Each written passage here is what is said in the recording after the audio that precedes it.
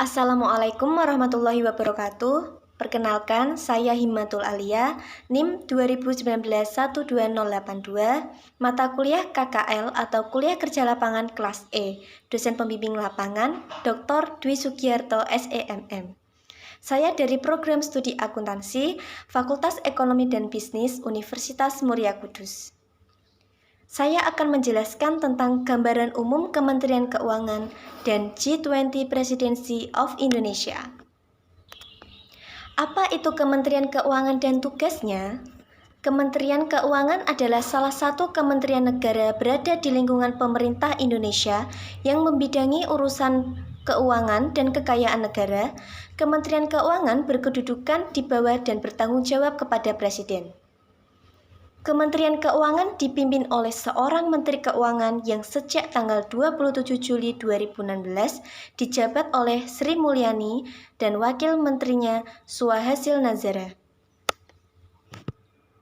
Visi Kementerian Keuangan menjadi pengelola keuangan negara untuk mewujudkan perekonomian Indonesia yang produktif, kompetitif, inklusif, dan berkeadilan untuk mendukung visi dan misi Presiden dan Wakil Presiden. Indonesia maju yang berdaulat, mandiri, dan berkepribadian berlandaskan gotong royong. Untuk mewujudkan visi tersebut, Kementerian Keuangan mempunyai 5 misi, yaitu 1. Menerapkan kebijakan fiskal yang responsif dan berkelanjutan. 2. Mencapai tingkat pendapatan negara yang tinggi melalui pelayanan prima serta pengawasan dan penegakan hukum yang efektif. 3. Memastikan belanja negara yang berkeadilan, efektif, efisien, dan produktif. 4. Mengelola neraca keuangan pusat yang inovatif dengan risiko minimum. 5. Mengembangkan proses bisnis inti berbasis digital dan pengelolaan sumber daya manusia yang adaptif sesuai kemajuan teknologi. Staf Ahli Menteri Keuangan, 1. Direktorat Jenderal Pajak, 2. Direktorat Jenderal Bea dan Cukai, 3. Direktorat Jenderal Anggaran, 4. Direktorat Jenderal Perbendaharaan, 5. Direktorat Jenderal Kekayaan Negara, 6. Direktorat Jenderal Perimbangan Keuangan, 7. Direktorat Jenderal Pengelolaan Pembiayaan dan Risiko, 8. Badan Kebijakan Fiskal, 9. Badan Pendidikan dan Pelatihan Keuangan. G20 Presidency of Indonesia. Pengertian G20 sendiri itu adalah sebuah forum utama kerjasama ekonomi internasional yang beranggotakan negara-negara dengan perekonomian besar di dunia, terdiri dari 19 negara dan 1 lembaga Uni Eropa. Jadi G20 itu sebagai kekuatan besar dunia. Seberapa penting G20 itu? G20 memiliki posisi strategi karena secara kolektif merupakan representasi dari 85% perekonomian dunia, 80% investasi global, 75% perdagangan internasional, 60% populasi dunia. Presidensi G20 Italia 2021 telah selesai. Indonesia terpilih jadi tuan rumah dan dipercaya memegang presidensi konferensi tingkat tinggi atau KTT G20 tahun 2022. Indonesia siap memimpin dan melanjutkan perjuangan untuk bisa pulih kembali bersama baik dari sisi kesehatan maupun ekonomi.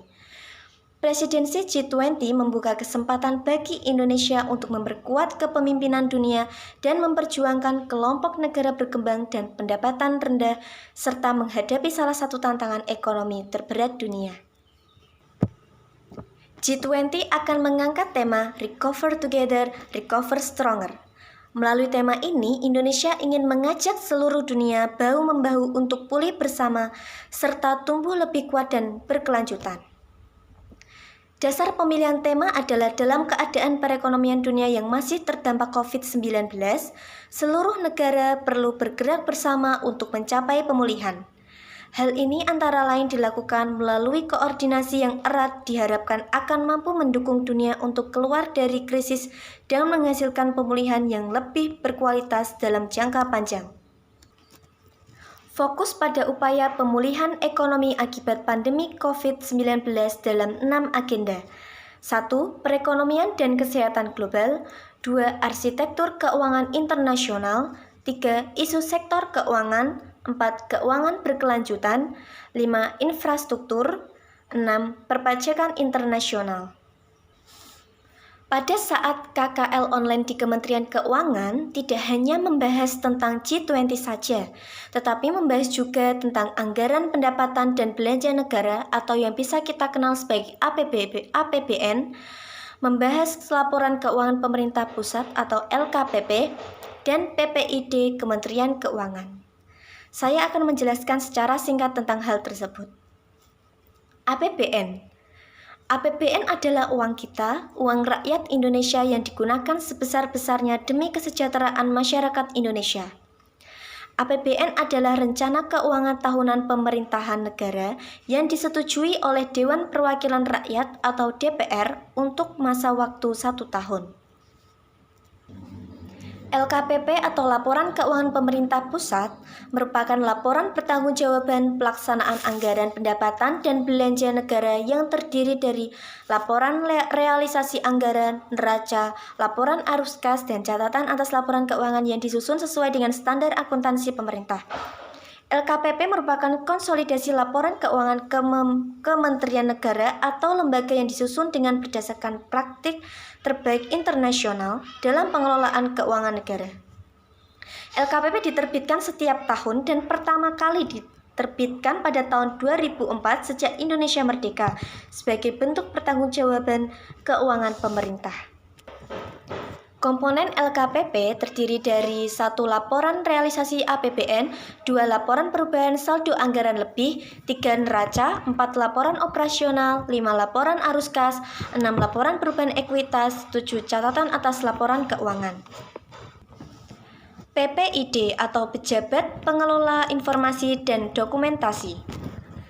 PPID Kemenkyu dan perangkat PPID Kemenkyu bertanggung jawab untuk melakukan penyimpanan, pendokumentasian, penyediaan, dan atau pelayanan informasi publik di lingkungan Kementerian Keuangan. Hanya itu saja yang dapat saya sampaikan.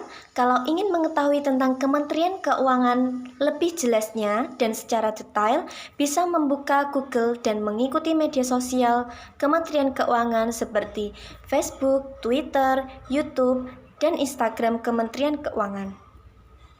Sekian penjelasan dari saya, semoga bermanfaat untuk kita semua. Saya mohon maaf jika ada kesalahan dalam pengucapan. Terima kasih. Wassalamualaikum warahmatullahi wabarakatuh.